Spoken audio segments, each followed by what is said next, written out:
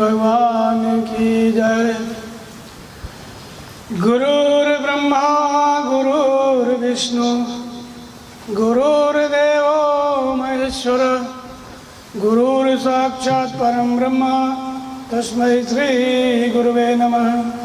ओम श्री सद्गुरुदेव भगवान की जय। आज का प्रश्न है चक्र वेदन 7 चक्र क्या है और कुंडलिनी की जागृति। कुंडलिनी को लेकर के बहुत सारी भ्रांतियाँ हमारे समाज में हैं। कुंडलिनी जागृति 7 चक्र, इनको लोग अलग अलग प्रकार से शरीरों में इनका स्थान बताते हैं, अपने अपने ढंग से व्याख्या करते हैं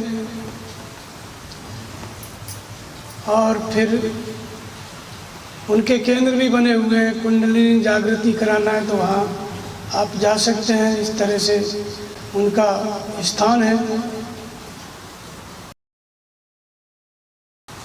पर हमारे शास्त्रों में कहीं भी कुंडलिनी शक्ति के बारे में या शरीर में बाहर 7 चक्रों के बारे में कोई वर्णन नहीं है। गीता में नहीं है, रामायण में नहीं है, योग दर्शन में नहीं है, किसी भी जो प्रमुख शास्त्र है उसमें इनका नाम नहीं है कहीं भी। बहुत से लोग कहते हैं कि शक्तिपात से कुंडलिनी जागृत होती है और ऐसे शक्तिपात करने वाले लोग भी समाज में अपना केंद्र बना करके बैठे हुए हैं। तो शास्त्रों में कहीं भी शरीर में वो कोई शक्ति ऐसी नहीं है और न शरीर में कोई 7 चक्र है, लेकिन फिर भी इनका वर्णन आया है। गुरु गोरखनाथ की जो वाणी है उसमें कुंडलिनी जागृति की चर्चा हुई है और जो महापुरुष कुछ हुए संत उन्होंने भी इनका वर्णन किया है।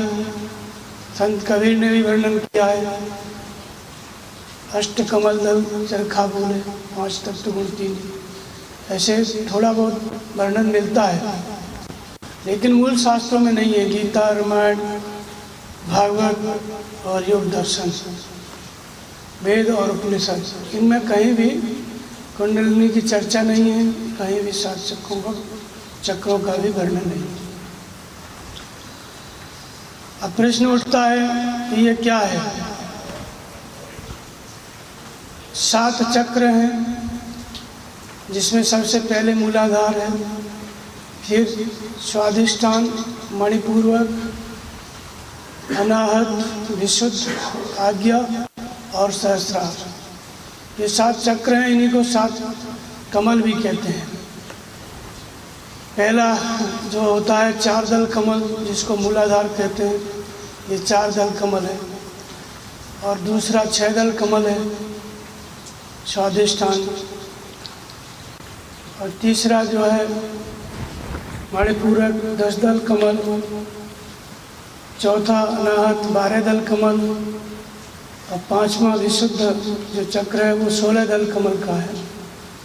और आज्ञा जो चक्र है वो 2 दल कमल का है। और सहस्रार जो है सहस्त्र दल कमल का है। तो शरीर में ऐसे लोग बताते हैं आकृति बना करके कि एक मेरुदंड का एक चित्र बना करके बताते हैं कि सबसे नीचे मूलाधार, फिर उसके ऊपर स्वाधिष्ठान, मणिपूरक, अनाहत, विशुद्ध, आज्ञा और सहस्रार, यहाँ तक उसका एक चित्र बना दिए हैं। तो उसको देख के ऐसा लगता है कि शरीर में ये 7 स्थान है, लेकिन ऐसा कहीं कोई स्थान नहीं है। अब साधना की दृष्टि से इनका आध्यात्मिक मतलब जरूर है। स्थूल शरीर में तो ये कहीं नहीं है, लेकिन सूक्ष्म शरीर में, मन के अंतराल में इनका स्थान होता है। ये एक प्रकार की साधना पद्धति को, साधना को, परमात्मा तक पहुंचने वाली दूरी को ये महापुरुषों ने अलग अलग ढंग से बताया, अपने अपने ढंग से व्याख्या की है। रामचरितमानस में इसको कहा गया 7 सोपान, हेमे रुचिर सप्त सोपाना रघुपति भक्त केर पंथाना। और महाभारत में इसको चक्रव्यूह के 7 द्वार कहा गया, जिसको अभिमन्यु भेदता है, 6 द्वार तक चला जाता है। ऐसे ही भागवत में 7 प्रकार के पक्षियों का वर्णन आया। 7 तरह के पक्षी है, 7 आकाश है, उसका भी संबंध इसी से है। 7 भूमिकाएँ, 7 सोपान, 7 कांड, 7 ऋषि, ऐसे ही ये 7 चक्र, ऐसे ही ये 7 कमल। तो कुंडलिनी शक्ति और 7 चक्र,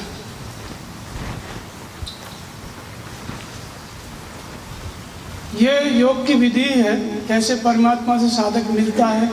ये जो 7 चक्र हैं, ये 7 स्तर हैं, अलग अलग साधना के 7 स्तर हैं, इनसे गुजर के ही वो परमात्मा तक पहुंचता है। चक्र की जब बात आती है तो चक्र का मतलब होता है एक घुमाव, एक गोलाकार वस्तु। जैसे सुदर्शन चक्र को आपने देखा होगा, भगवान कृष्ण की उंगली में वो घूमता रहता है। धर्म चक्र का एक पहिया आपने देखा होगा बुद्ध धर्म में, वो धर्म चक्र घूमता रहता है। जो भगवान बुद्ध के मंदिर होते हैं वहाँ पे उसको घुमाने वाले हैं, उसको धर्म चक्र कहते हैं। हिंदुओं में माला फेरते हैं, वो भी गोल होती है, घूमने वाली, फेरते रहे अपना, घूमती रहती है। ऐसे ही चक्र का मतलब होता है घुमावदार एक आकृति। और कमल, सहस्त्रदल कमल, 7 जो कमल बताए, शुरू में 4 दल कमल, फिर 6 दल कमल, फिर 10 दल कमल, फिर 12 दल कमल, और फिर 16 दल कमल, और फिर 2 दल कमल, फिर सहस्त्र दल कमल। इस तरह से कमलों के द्वारा इसको बताया गया। कमल और चक्र की बात है, गोल गोल। तो सहस्त्र दल कमल, अब हम अपने शरीर की कल्पना करें, चक्र क्या है। चक्र का मतलब होता है, एक तो होता है सृष्टि चक्र, जिसमें उत्पत्ति, पालन और विनाश, ये जो सृष्टि में प्रत्येक वस्तु उत्पन्न होती है, फिर विकसित होती है और नष्ट हो जाती है। सभी चीज़ें उत्पन्न होती हैं और नष्ट होती हैं, फिर उत्पन्न होती हैं, फिर नष्ट होती हैं। ये सृष्टि चक्र इसको कहते हैं। अनंत ब्रह्मांड है, आकाश, सूर्य, चंद्रमा, तारे, सबका समय है। एक दिन उत्पन्न होते हैं, फिर एक दिन विलीन होते हैं, फिर उत्पन्न होते हैं, फिर विलीन होते हैं। ये सृष्टि चक्र है। और इसी तरह से मनुष्य शरीर है, जन्म होता है, मृत्यु होती है। ये जीवन मृत्यु का जो चक्र है, जन्म मृत्यु का चक्र इसको कहते हैं। और संसार में जो वस्तुएं उत्पन्न होती हैं, समाप्त होती हैं, उसको संसार चक्र कहते हैं। इसको शरीर के जन्म लेने को, मरने को सृष्टि चक्र, जन्म मृत्यु का चक्र कहते हैं। और इसी तरह से और सूक्ष्म जाओगे अपने अंदर, तो श्वास आ रही है, जा रही है, ये भी एक चक्र है। घूमना, चक्र माने घूमना, फिर आ रही है, फिर जा रही है। ठीक इसी तरह से और नीचे जाएंगे और सूक्ष्म जाएंगे तो हमारा मन एक विचार को छोड़ता है, दूसरे विचार में जाता है, फिर उसको छोड़ता है, फिर दूसरे में जाता है। ये भी चक्कर मार रहा है। तो ये मन का चक्र, इसी के द्वारा जो है जन्म मृत्यु का चक्र निर्मित होता है। मन संस्कार बनाता जाता है, एक एक संस्कार क्या, एक एक शरीर है।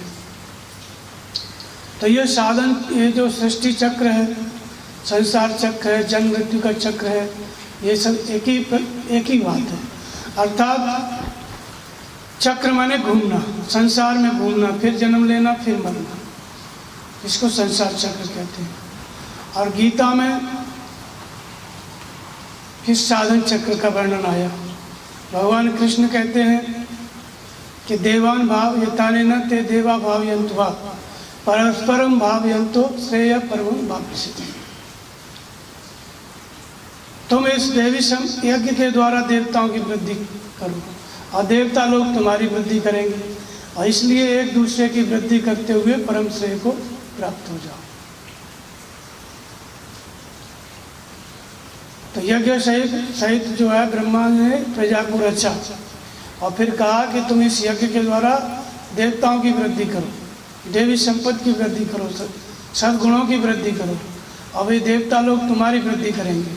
इस तरह से एक दूसरे की वृद्धि करते हुए परम से परमात्मा को प्राप्त हो जाओ। इसको साधन चक्र कहा गया।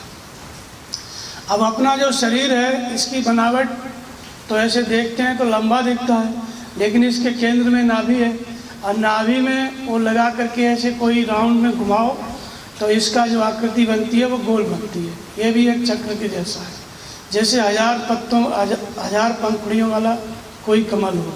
1000 को अनंत भी कहते हैं पहले की भाषा में, पूर्व की भाषा में, वैदिक भाषा में सहस्रार का मतलब अनंत होता है और 1000 भी होता है। तो सहस्र दल कमल और 2 दल कमल, जो 7 अलग अलग कमल बताए गए, ये अलग अलग नहीं है। जो अनंत दल का जो कमल है, सहस्र दल कमल, समझो वो एक ही कमल है, वो एक ही, जैसे ये शरीर है हमारा, तो इस एक ही शरीर में संपूर्ण कलाएं, सारे सद्गुण इसके विकसित हो जाए। ये शरीर क्या है? सहस्त्र दल के कमल के समान है। तो बाहर तो स्थूल शरीर है, इसमें कुछ नहीं दिखता है। मूल रूप में इसके कारण, इसके अंदर क्या है? सूक्ष्म शरीर है, मन बुद्धि चित्त अहंकार कहते हैं। फिर उसके अंदर विकार है, 6 विकार है, 6 ऐश्वर्य हैं, और फिर उसके अंदर 10 इंद्रियां हैं, मन है, बुद्धि है। फिर इसकी हजारों अनंत प्रवृत्तियां हैं। इनको लेकर के ये जो मनुष्य शरीर है, ये अनंत प्रवृत्तियों वाला ये कमल है, कमल के समान है। इसलिए जब महापुरुष मुक्त हो जाते हैं तो उनको क्या कहा गया कि वे पदम पत्रम वामसा, कमलवत रहते हैं। संसार में वो कैसे रहते हैं? जैसे कीचड़ में ही कमल होता है, लेकिन कमल का पत्ता सूखा मिलेगा, पानी में होता है, लेकिन पानी की बूंद उस पर टिक नहीं पाती है। ठीक इसी तरह ये महापुरुषों की उपमा दी गई। महापुरुष कौन है? जो मनुष्य तपस्या करके सिद्ध हो गया, जिसने सहस्त्रदल कमल को विकसित कर लिया, खिल गया, वो महापुरुष है। फिर वो कैसे रहता है संसार में? कमल, संसार से निर्लेप रहता है। तो इसका मतलब ये कमल उसके अंदर पहले से था, लेकिन पहले वो निर्लेप नहीं था। जब सिद्ध हो गया तो वो कमल के, सहस्त्र दल वाले कमल के पुष्प के समान हो गया। तो ये मनुष्य की चेतना का संपूर्ण विकास है। जब मनुष्य पूरी तरह से विकसित होता है, तपस्या करके सिद्ध होता है, महापुरुष की स्थिति पाता है, तो वो सहस्त्र दल कमल के रूप में विकसित होता है। तो लेकिन ये एकाएक स्थिति नहीं बनती। पहले क्या, पहले कौन सा कमल खिलता है और पहले कौन सा चक्र विकसित होता है, एक क्रम से एक साधना है। इसलिए इसको क्या कहा भगवान श्री कृष्ण ने कि साधन चक्र, सृष्टि चक्र को भेदन करना है, जन्म मृत्यु के चक्र को काटना है। तो फिर उसका उपाय क्या है? साधन चक्र, धर्म चक्र। इसके द्वारा आप सृष्टि चक्र को भेदन कर सकते हैं। तो जो सृष्टि चक्र है वो बस यही सूक्ष्म शरीर है, मन बुद्धि चित्त अहंकार, इसकी अनंत प्रवृत्तियाँ हैं, 10 इंद्रियाँ हैं, ये सब अधोमुखी प्रवाहित है। इसलिए कमल खिले हुए नहीं है, उनकी पंखुड़ियाँ सब नीचे की तरफ है। सामान्य मनुष्य का शरीर कमल है, लेकिन वो कैसा है? मुरझाया हुआ, नीचे की तरफ, खिला हुआ कमल नहीं है। और महापुरुष का शरीर, महापुरुष कैसे हैं? वो खिले हुए कमल हैं, अनंत दल वाले, सहस्त्र दल वाले खिले हुए कमल। हमारे अंतःकरण की स्थिति का वर्णन इसमें किया गया। तो साधन चक्र का उपयोग किया। भगवान कृष्ण कहते हैं कि एवं प्रवर्तितम चक्रम नानुवर्तयति है अगायो इंद्रियारामो मोघम पार्थ सज्जति। जो इस तरह से मेरे बताए हुए साधन चक्र के अनुसार नहीं बरतता, उसके अनुसार नहीं अपने आप को चलाता, साधन में नहीं लगाता, तो वो कहते हैं इंद्रियों का आराम चाहने वाला पापायु पुरुष व्यर्थ ही जीता है। तो चक्र भेदन का मतलब होता है कि साधन चक्र के द्वारा परमात्मा की तरफ चलना, सृष्टि चक्र का भेदन करना। और कमल का खिलना मतलब होता है हमारे अंतःकरण की संपूर्ण वृत्तियों का खिल जाना। तो उसका क्रम कहाँ से होता है? शुरू, ये जो साधन चक्र है ये क्या है? यज्ञ के द्वारा तुम लोग देवताओं की वृद्धि करो। यज्ञ क्या है? 14 प्रकार का यज्ञ बताया। एक परमात्मा में श्रद्धा को स्थिर करना, वह जो परमात्मा है, ब्रह्म है, सबके हृदय में निवास करता है। ज्योति सामक तब ज्योति तमस परमुच्यते ज्ञानम ज्ञेयम ज्ञान गम्यम हृदय सदृष्ट, सबके हृदय में रहता है। तो उस एक ब्रह्म में, एक परमात्मा में श्रद्धा को स्थिर करना यज्ञ है, फिर इंद्रियों का संयम यज्ञ है, स्वयं का अध्ययन करना यज्ञ है, योग के अंगों का अनुष्ठान करना यज्ञ है, फिर श्वास प्रश्वास में नाम का जप करना यज्ञ है, स्वयं का अध्ययन करना यज्ञ है, महापुरुष की सेवा में द्रव्य लगाना यज्ञ है। ये जो कुछ भी बताए 14 प्रकार के यज्ञ, इनको करना क्या है? कर्म है। तो भगवान कहते हैं कि इस यज्ञ के द्वारा देवताओं की वृद्धि करो। देवता का मतलब जो देने की ताकत है। क्या देने की ताकत है? जो तुम्हें परम तक परमात्मा के स्वरूप को प्रदान करेगा, उस स्वरूप तक की दूरी तय कराती है, इसलिए देवी संपत्ति कही गई। भगवान कृष्ण कहते हैं कि अर्जुन तू देवी संपत्ति को प्राप्त हुआ है, इसलिए मुझे प्राप्त होगा। तो ये यज्ञ के द्वारा क्या बढ़ता है? देवी संपत्ति बढ़ती है, ईश्वरीय गुण बढ़ते हैं, सद्गुण बढ़ते हैं। और जब सद्गुण पूरी तरह विकसित हो गए तो जो जीव था वो ईश्वर हो जाता है, परम श्रेय की प्राप्ति हो जाती है। तो ये इसको क्या कहा गया? साधन चक्र, एक घुमाव है। जब सृष्टि की तरफ हमारी चेतना चल रही है, हमारा शरीर संसार से संबंधित है, इंद्रियां संसार से संबंधित है, हमारा मन बुद्धि चित्त है, सब कुछ संसार से कनेक्ट है, संसार से जुड़ा हुआ है, नीचे की तरफ प्रवाहित है समग्र चेतना। और किधर घूम रही है? सृष्टि चक्र में घूम रही है। हम किधर घूम रहे हैं? जन्म मृत्यु के चक्र में घूम रहे हैं। इसको भेदना है, इसको तोड़ना है। तो फिर इसको तोड़ने के लिए उल्टा घूमना पड़ेगा। उसको कहा साधन चक्र।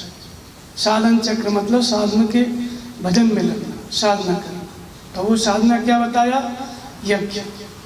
यज्ञानाम जप यज्ञस्मि। तो श्रद्धा को हृदय स्थित ईश्वर में स्थिर करना, महापुरुष की पहचान हो गई तो उनमें उनका स्मरण करना, ध्यान करना, और फिर नाम का जप करना, ये साधन बताया। जब हम इस साधन में लगते हैं तो हमारे अंदर जो देवी संपद है, जो परमदेव परमात्मा का देवत्व अर्जित कराती है, परमात्मा तक की दूरी तय कराती है, उसका विकास होने लगता है, वो बढ़ने लगती है। इसलिए इसको साधन चक्र कहा गया।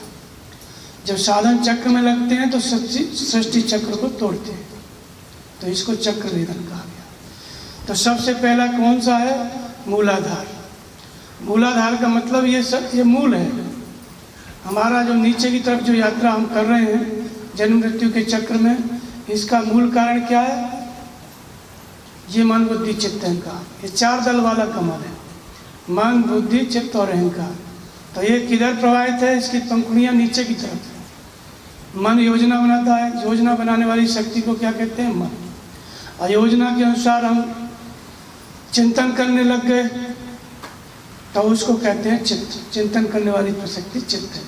और चिंतन करते करते निर्णय लेने लगे, निर्णय लेने वाली जो शक्ति है उसका नाम बुद्धि। और निर्णय के अनुसार कार्य हो गया तो अहंकार। हमने ये किया, हम ये करेंगे, हमको वो करना है। तो ये चतुष्टय अंतःकरण, ये 4 दल का कमल है, लेकिन ये खिला हुआ नहीं है। इसी को मूलाधार कहते हैं। यही मूल आधार है। चाहे इसके द्वारा हम संसार में प्रवर्त रहें, हमारी समग्र चेतना, पूरी ऊर्जा, पूरी शक्ति संसार में प्रवाहित है नीचे की तरफ। और जब हम इसको उधर से समेट लेते हैं तो ये ऊपर की तरफ प्रवाहित हो जाता है। इसलिए इसको मूलबंध भी कहा गया, मूलाधार भी कहा गया। तो मूलाधार चक्र नीचे की तरफ है, चारों मन बुद्धि चित्त अहंकार नीचे की तरफ निर्णय ले रहे हैं संसार की तरफ। तो हमारी यात्रा क्या है? जन्म मृत्यु के चक्र में चले जा रहे हैं, फिर जन्म ले रहे हैं, फिर मर रहे हैं, फिर जन्म ले रहे हैं। यही प्रक्रिया निरंतर चालू है। ये कौन सा है? जन्म मृत्यु का चक्र। अब इसको जो है कैसे ऊपर की तरफ खिलाना है, इस कमल को, 4 दल कमल ये कैसे खिलेगा? तो जब हम योजना बनाते हैं किसकी? भजन करने की। कैसे योजना बनाते हैं? जिसे हृदय बहुत दुख लाग। मनु ने कहा कि हृदय भजन के बिना बीत जाना चाहता है, जन्म गयो हरि भजन, हृदय बहुत दुख लाग। तो उनके मन में एक योजना बनी कि ये संसार में रहते रहते व्यर्थ ही जो है बिना भजन के समय चला जा रहा है। और फिर उन्होंने क्या किया? योजना बना रहे थे कि भजन करना चाहिए। बहुत दुख हुआ। अंत में उन्होंने निर्णय ले लिया कि हमको भजन ही करना है, और गृह त्याग कर दिया। फिर भगवान के चिंतन में लग गए, चित्त विकार करने लग गया। और एक दिन भगवान के स्वरूप की, उस आकार की, जो अपना स्वयं का स्वरूप है, उसकी प्राप्ति होगी। तो ये जो 4 दल कमल है अधोमुखी प्रवाहित है। जब हम योजना बनाते हैं किसकी, भजन करने की, परमात्मा के चिंतन की, तो मन ऊपर की तरफ प्रवाहित हो गया। और फिर जब हम निर्णय लेते हैं कि हमको भजन ही करना है और कुछ नहीं करना है, तो बुद्धि भी ऊपर की तरफ प्रवाहित हो गई और चित्त हमेशा निरंतर चिंतन में लग गया। बुद्धि ने निर्णय लिया, चित्त चिंतन में लग गया। किसके चिंतन में, परमात्मा के में, नाम जप में लग गया, ध्यान में लग गया, ब्रह्म चिंतन में लग गया, तो चित्त भी ऊपर की तरफ प्रवाहित हो गया।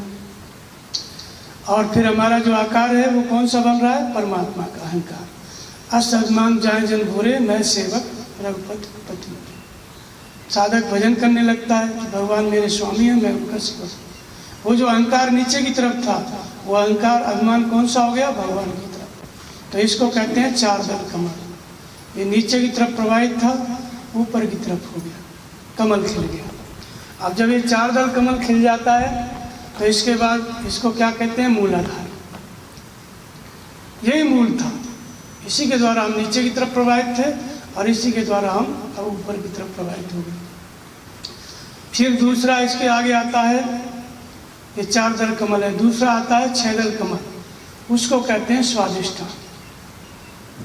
6 दल कमल, उसको स्वादिष्ठान चक्र कहा गया। और इसी के अंतराल में ये नाभि में होता है, नाभि में इसका निवास होता है। तो नाभि माने आकाश होता है, नभ माने आकाश होता है, जहाँ संपूर्ण संस्कारों का केंद्रीकरण है। भले और बुरे विचार जहाँ इकट्ठे होते हैं, उस केंद्र का नाम नाभि है। देखो, आकाश कहते हैं। सब केंद्रित कहाँ होते हैं, अंतःकरण। तो ये 6 दल कमल है। इसी के अंतराल में जो कुंडलिनी शक्ति है वो सोई रहती है। इसी 6 दल कमल के अंतराल में जो कुंडलिनी शक्ति है वो सोई रहती है। और वो जो है त्रिकोण कुंडली मार के इसी में पड़ी हुई है, नाभि में। तो वो जो कुंडलिनी शक्ति है वो क्या है, वो हमारी चित्तवृत्ति है। वो अधोमुखी प्रवाहित है। जब तक चित्तवृत्ति अधोमुखी प्रवाहित है, क्यों अधोमुखी प्रवाहित है, क्योंकि इसके अंदर काम, क्रोध, मोह, मद और मत्सर, ये 6 विकार काम कर रहे हैं। ये जो कमल है ये खिला हुआ नहीं है, नीचे की तरफ है। अब इसको क्या है, ऊपर की तरफ करना है। तो ये कुंडलिनी शक्ति है, ये क्या है, ये हमारी चित्तवृत्ति है। और ये जो चित्तवृत्ति है ये कहाँ प्रसुप्त है, सत रज तम तीनों गुणों। कभी तामसिक गुण का विचार आता है, उसमें लग जाती है चित्तवृत्ति। कभी रजोगुण का आता है, उसमें लग जाती है। कभी सत्वगुण का आता है, उसमें लग जाती है। तो इसी में ये सोई पड़ी हुई है शक्ति। और इसी को कहा गया कि या निशा सर्वभूतानां तस्याम जागृति संयम। संपूर्ण भूत प्राणी अचेत पड़े हुए हैं, सोए हुए हैं। इसमें कौन जागता है, जो संयम करने लगता है वो जागता है। तो यही जग जामिन जागे जोगी, परमारथी प्रपंच वियोगी। ये संसार एक रात्रि है, इसमें कौन जगता है, योगी लोग। तो योगी जगते कैसे हैं, तो कहते हैं नाम जिए जप जागे जोगी। नाम का जप करके जगते हैं।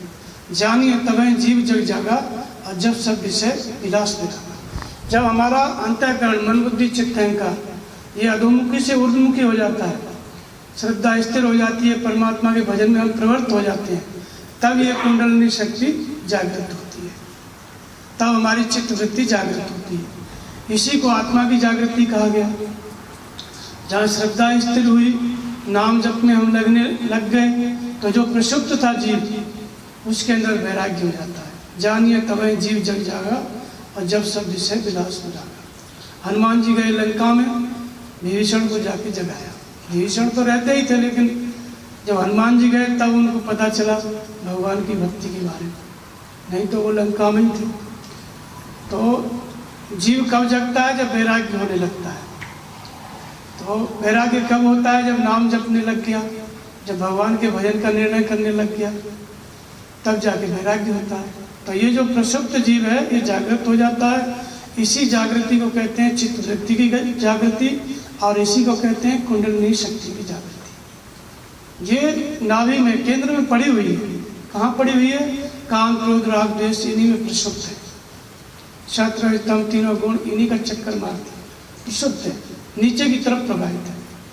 तो ये क्या करती है, ये नागिन है, डसती रहती है, मतलब भले बुरे संस्कार उसके अनुसार जन्म मृत्यु के चक्र में जीव को फेंकती रहती है तो ये शक्ति। और यही शक्ति जब जग जाती है तो अधोमुखी से ऊर्ध्वमुखी हो जाती है। जब ऊर्ध्वमुखी हो गई ये चित्तवृत्ति तो फिर ये परमात्मा का चिंतन करने लगती है। तब यहाँ पे कौन से कमल है, 6 दल कमल। 6 दल कमल मतलब जो काम क्रोध राग, काम क्रोध लोभ मद मोह मद और मत्सर, ये जो 6 विकार थे ये नीचे की तरफ था, खिला हुआ नहीं था, प्रसुप्त थी चित्तवृत्ति, अधोमुखी थी, कुंडली शक्ति प्रसुप्त पड़ी थी। और जैसे ही ये 6 दल कमल खिला, किसके रूप में, काम क्रोध लोभ मोह मद और मत्सर, ये किस में परिवर्तित हो गया, विवेक वैराग्य सम दम तेज और प्रज्ञा। ये जो खट विकार थे खडेश्वर में परिवर्तित हो गए। तो ये 6 दल कमल खिल गया। अधोमुखी था तो काम क्रोध लोभ चित्तवृत्ति उधर थी, ऊर्ध्वमुखी हो गई तो विवेक वैराग्य सम दम तेज और प्रज्ञा इससे संयुक्त हो गई। तो कामना करता था, अब उसके अंदर क्या आने लगा, विवेक। विवेक का मतलब होता है सत्य क्या है असत्य क्या है, इसको जानना और सत्य पे आरूढ़ रहना।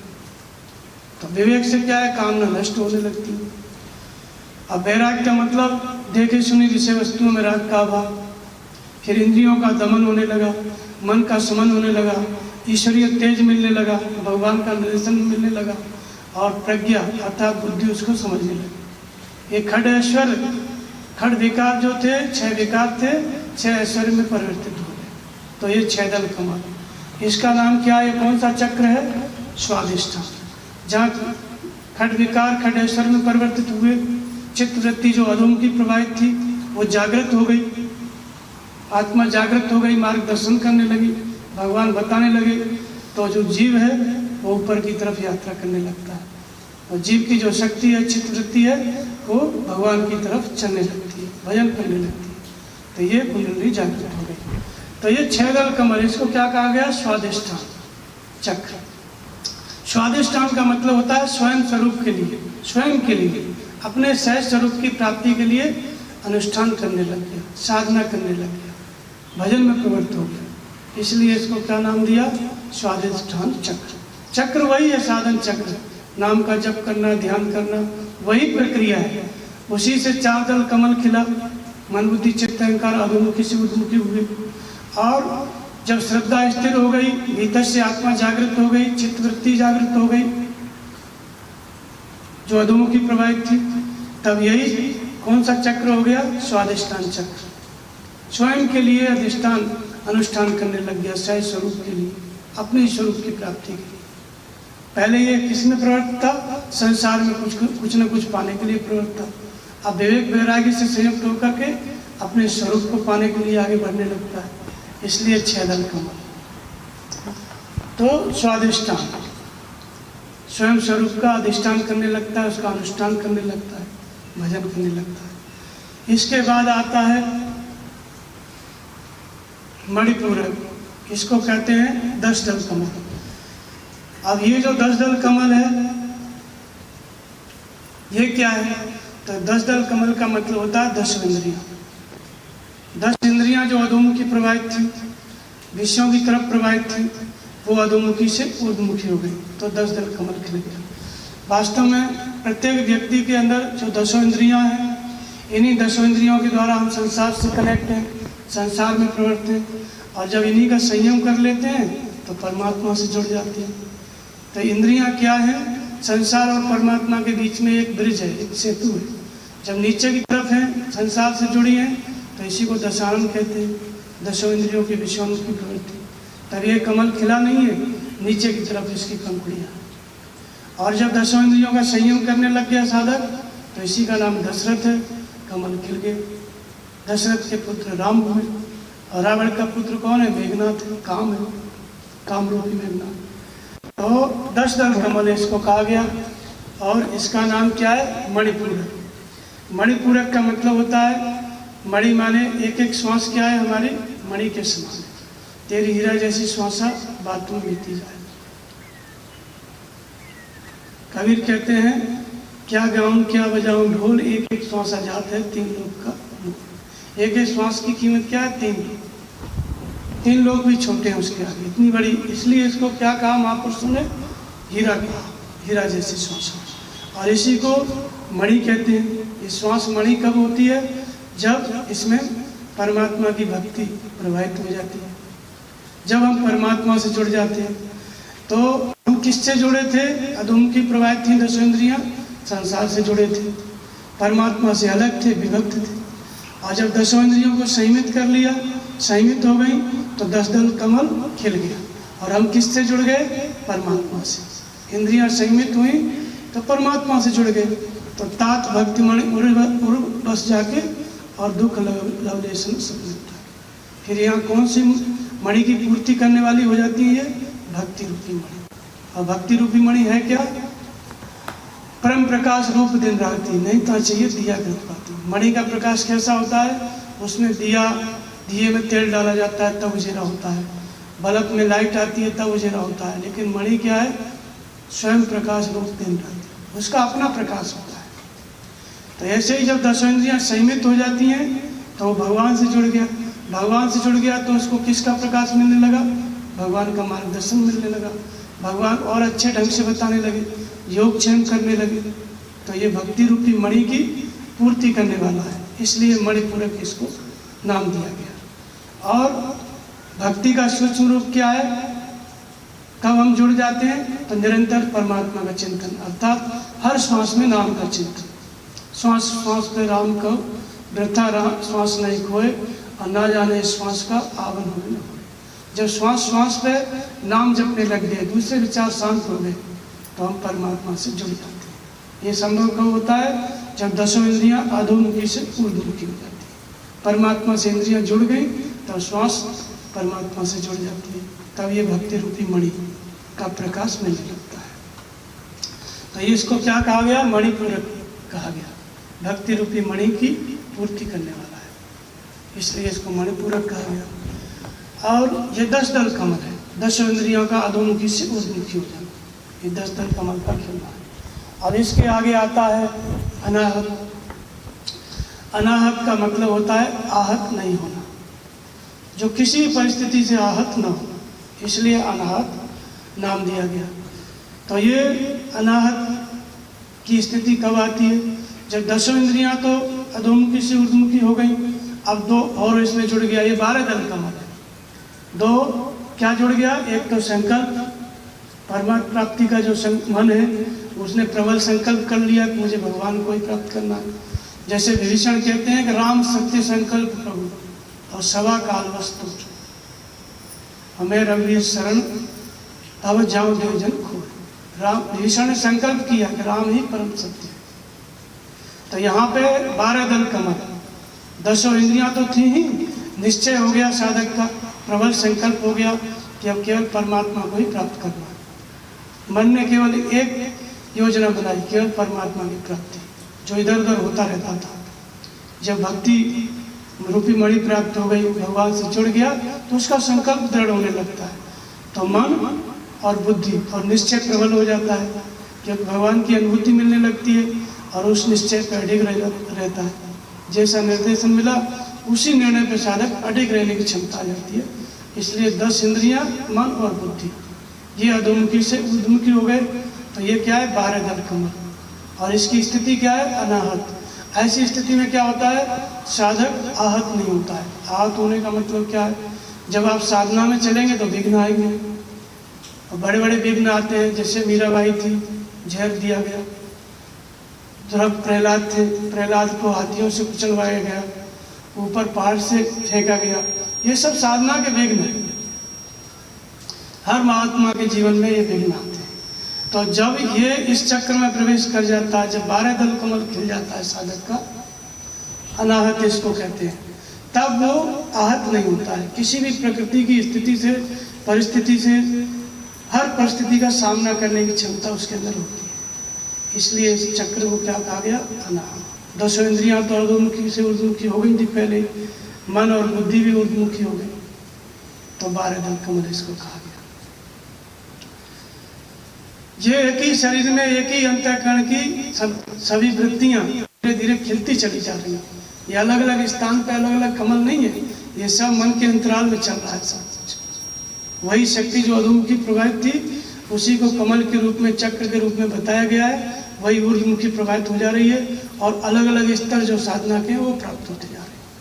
उन अलग अलग स्तरों को 7 भागों में बांट दिया, 7 कमल 7 चक्र, उसी बात को यहाँ पे बताया जा रहा है। तो 10 इंद्रियां और मन बुद्धि ऊर्ध्वमुखी हो गए तो इसको अनाहत चक्र कहा गया और इसको 12 दल कमल। और साधना आगे बढ़ी, साधन चक्र में ही लगा हुआ है साधक, देवी संपत्ति बढ़ती जा रही है, नाम जप करते करते स्थिति उन्नत होती जा रही है। इसके आगे आता है विशुद्ध चक्र जो हृदय में होता है। ये 16 पंखुड़ियों का है, 16 दल कमल, और इसका नाम क्या है? विशुद्ध चक्र। तो अब तक क्या है? 12 दल कमल, 10 इंद्रियां, मन और बुद्धि अधोमुखी हुई। अब ये 16 तत्वों का सूक्ष्म शरीर होता है, मन का संसार, 10 इंद्रियां, मन बुद्धि चित्त अहंकार, तेज और पराग, ये 16 तत्व होते हैं। ये 16 तत्वों का ये सूक्ष्म शरीर होता है। अब ये अलग अलग नहीं है, पहले से ही मन बुद्धि चित्त अहंकार चला आ रहा है, 10 इंद्रियां पहले से ही खेल रही है, अधोमुखी से ऊर्ध्वमुखी हो रही है, मन बुद्धि हो ही रहा है। अब इसमें 4 चीज और जुड़ गई, 16 तत्वों का सूक्ष्म शरीर। तो ये 16 दल कमल, 10 इंद्रियां, मन बुद्धि चित्त अहंकार, तेज और पराग। 10 इंद्रियां अधोमुखी से ऊर्ध्वमुखी हो गई, परमात्मा से जुड़ गई। मन बुद्धि चित्त अहंकार अधोमुखी से ऊर्ध्वमुखी हो गया, परमात्मा से जुड़ गया। 14 अधोमुखी से ऊर्ध्वमुखी हो गए, इन्हीं को 14 लोक कहा गया है, 14 भुवन कहा गया है। इसी में परमात्मा प्रवाहित रहता है। तो इसमें फिर क्या होता है कि तेज और पराग। तेज क्या है? वह परमात्मा की वह प्रशक्ति जो संचालन करती है, जो मार्गदर्शन करती है, उसको तेज कहते हैं। भगवान जो आरंभ से ही मार्गदर्शन करते हुए चले आ रहे, साधना कराते हुए चले आ रहे, वो परमात्मा का तेज है। लेकिन वो किस रूप में है? वो पराग के रूप में है। जिससे फूलों में पराग फूलों में होता है तो वो दिखाई नहीं देता है, बहुत सूक्ष्म होता है। ऐसे ये जो तेज है परमात्मा का, जिसके द्वारा ये साधना की जागृति है, भजन साधक कर रहा है, वो किस रूप में है? एक पराग के रूप में है। इसलिए तेज और पराग, ये 16 तत्वों का क्या है? सूक्ष्म शरीर है। इसी को 16 कलाएं भी कहा गया है। ये जब अधोमुखी से ऊर्ध्वमुखी हो जाता है 16 तत्वों का सूक्ष्म शरीर, तब इसको क्या कहते हैं? 16 दल कमल का खिलना, 16 दल कमल का खिलना। और इन्हीं को क्या कहा गया है? 16 कलाओं का खिलना। भगवान कृष्ण 16 कलाओं से अवतार थे। ये जीव की 16 कलाएं थी। इन्हीं 16 के द्वारा जीव संसार चक्र में भटकता है, और यही 16 अधोमुखी से ऊर्ध्वमुखी हो गए तो जीव परमात्मा का स्वरूप हो जाता है। ये जीव का विकसित रूप है। तो इसको क्या कहा गया? विशुद्ध चक्र इसका नाम दिया गया। और ये 16 दल कमल है, 16 पंखुड़ियों का है। तो विशुद्ध किस लिए कहा गया? विशेष रूप से यहाँ पे शुद्ध हो जाता है अंतःकरण। जीव विशेष रूप से क्या हो जाता है? शुद्ध हो जाता है। तो योग युक्त तो विशुद्ध आत्मा, विजित आत्मा, जितेंद्रिय, सर्वभूतात्मा भूतात्मा, कुर्वन् न लिप्यते। योग युक्त, जो योग से युक्त हो जाता है। जब 16 तत्वों का सूक्ष्म शरीर अधोमुखी से ऊर्ध्वमुखी हो गया, तब वो योग से युक्त हो गया, परमात्मा से जुड़ गया। तो वो क्या हो गया? विशुद्ध आत्मा, विशेष रूप से शुद्ध हो गया। विजित आत्मा, वो क्या है? जीती हुई इंद्रियों वाला है। मन, शरीर और इंद्रियों को जिसने जीत लिया है, इसलिए जितात्मा कहते हैं उसको। तो विशुद्ध और जितात्मा, मन से इंद्रियों को जीत लिया इसलिए जितात्मा, और जीतने के बाद ही विशेष रूप से शुद्ध होता है, इसलिए विशुद्ध आत्मा। कुर्वन् अपि न लिप्यते, करते हुए भी लिपायमान नहीं होता है। ये महापुरुष की स्थिति है, लेकिन वही सद्गुण यहाँ पे विकसित हो रहा है, इसलिए इसको विशुद्ध चक्र कहा गया। विशेष रूप से शुद्ध हो जाता है। ये कहाँ खिलता है? हृदय में खिलता है। ये चक्र वही है, साधन चक्र, उसी का विकास हो रहा है। पहले 4 पंखुड़ियाँ खिली, फिर 6 पंखुड़ियाँ खिली, वही एक ही कमल। फिर इसके बाद 10 पंखुड़ियाँ खिल गई, और फिर 12 फिर खिल गई, और फिर 16 पंखुड़ियाँ खिल गई। अब कमल का जो पुष्प होता है उसके बीच में 2 पंखुड़ी होती है, और नीचे बहुत होती है, नीचे 4 होती है, ऐसा उसका आकृति होती है। तो अब इसमें क्या है?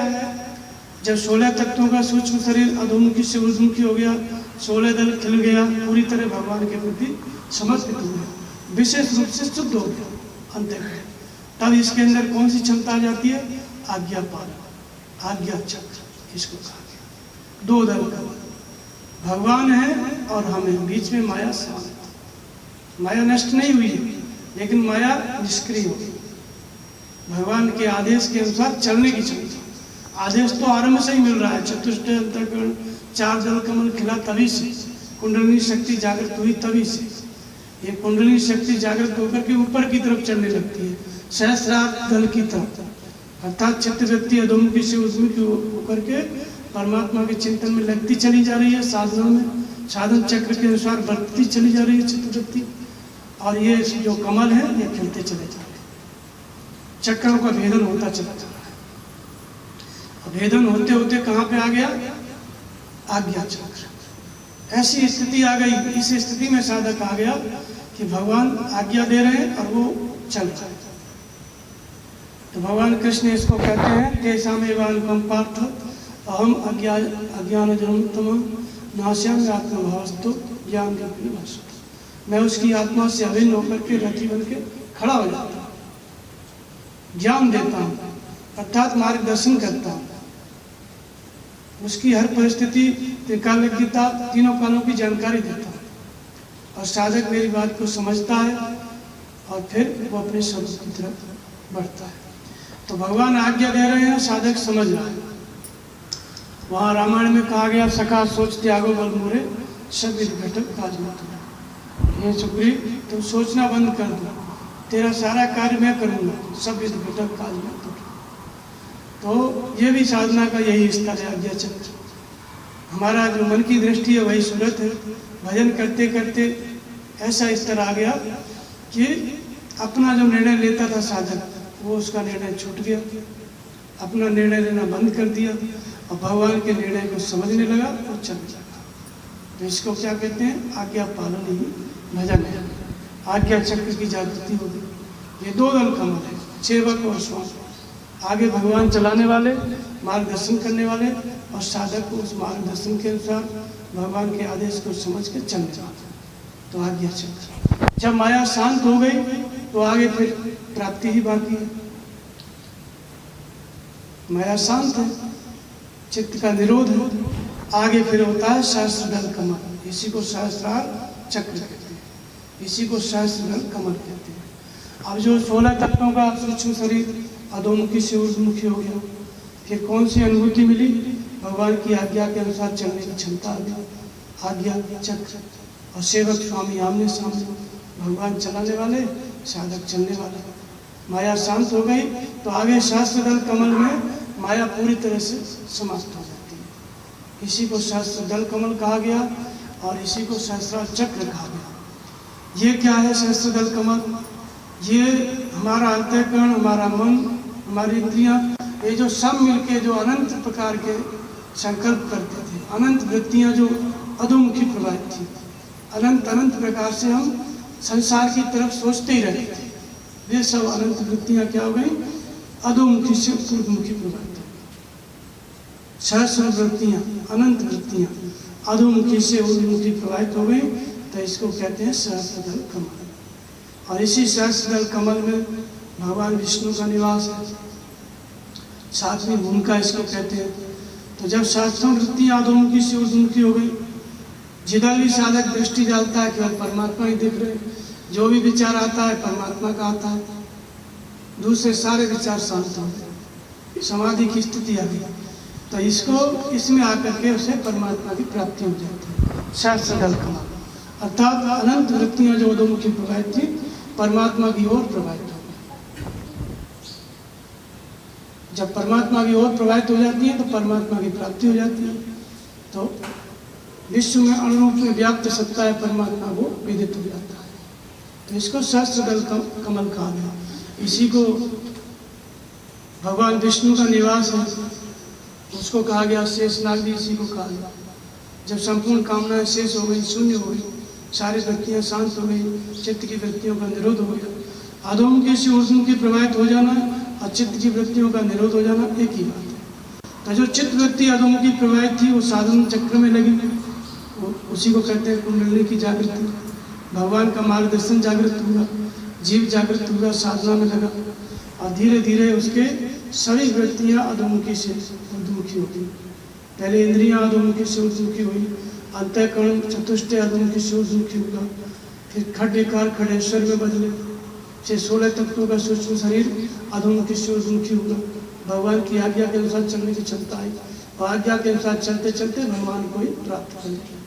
तो सोई जाने जिन देव जनाई जानत तुम्हें तुम्हें तो सहस्त्र इसी को तुरीय अवस्था कहते हैं। सातवें गुण का भी इसी को कहा गया, सहस्त्र कमल भी कहा गया और शेषनाग भी इसी को कहा गया। तो ये जीव का ईश्वर के रूप में परिवर्तित हो जाता, इसी को कुंडली शक्ति, इसी को योग कहा गया, जीव का परमात्मा संबंध। तो ये अंतःकरण की अवस्थाओं का नाम है। ये एक ही जीवात्मा किस तरह से परमात्मा बनता है, जब पूरी तरह से वो खिल जाता है कमल के फूल की तरह, उसका 10 इंद्रियां अधोमुखी से ऊर्ध्वमुखी हो गई। ये हमारा ही जो अंतःकरण है वो जब खिल जाता है पूरी तरह, तो उसको कहते हैं सहस्त्रदल कमल। एक ही कमल है, इसके 7 भाग किए गए। क्रम क्रम से साधना करते करते ये अंतःकरण, ये जीव पूरी तरह संपूर्ण कलाओं से खिलता है, परमात्मा का स्वरूप बनता है। संपूर्ण कलाओं से खिल जाना, इसी का मतलब है अनंत कलाओं से विभूषित हो जाना। और ये अनंत कलाएं क्या है? ये जीव की अनंत वृत्तियां हैं। ये अधोमुखी थी, ऊर्ध्वमुखी हो गई तो अनंत कला होगी। 16 तत्व थे, वो अधोमुखी से ऊर्ध्वमुखी हो गए तो फिर 16 कलाएं हो गई। तो ये अनंत कलाओं से विकसित हो गया, जीव ईश्वर के रूप में परिवर्तित हो गया। यही 7 चक्र भेदन है, जो कि साधना के क्रमिक 7 स्तर हैं। यही 7 दल कमल है, 7 कमल है, जो साधना का एक स्तर है। साधना करते करते जीव का ईश्वर हो जाता है। बोलिए श्री सतगुरुदेव भगवान की जय।